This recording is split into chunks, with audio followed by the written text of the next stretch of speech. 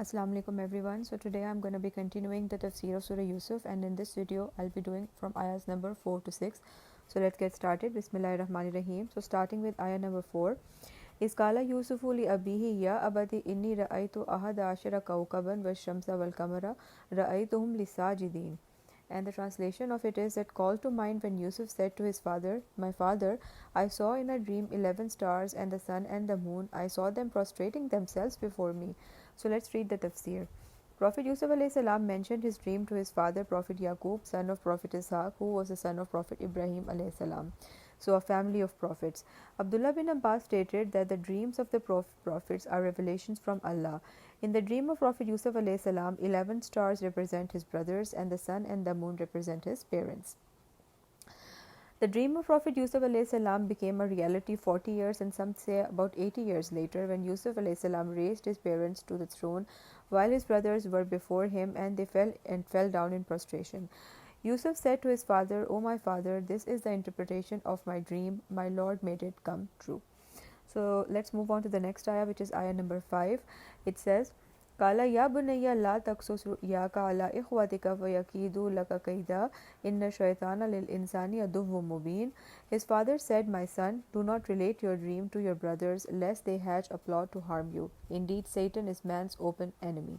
So let's read the tafsir. Allah narrates the reply of Prophet Yaqub alayhi salam to his son Yusuf as he stopped him from telling his brothers about his dream.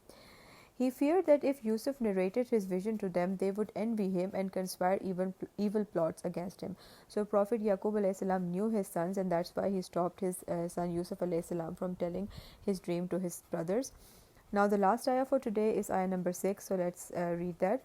وَكَذَلِكَ يَجْتَبِيكَ رَبُّكَ وَيُعَلِّمُكَ مِنْ تَأْوِيلِ الْأَحَادِيثِ وَيُتِمُّ نِعْمَتَهُ عَلَيْكَ وَعَلَى آلِ يَعْقُوبَ كما أتمها على أبويك من قبل إبراهيم وإسحاق إن ربك عليم حكيم.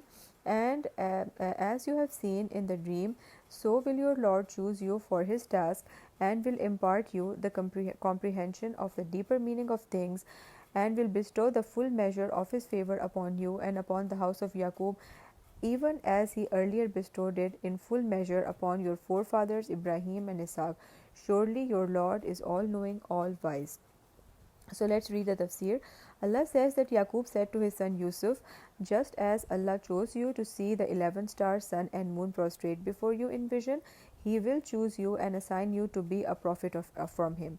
He will teach you the interpretation of different things," and many scholars think that it refers to the interpretation of dreams, as Prophet Yusuf alayhi salam was the one who had the ability to interpret dreams, as we will see further in this surah.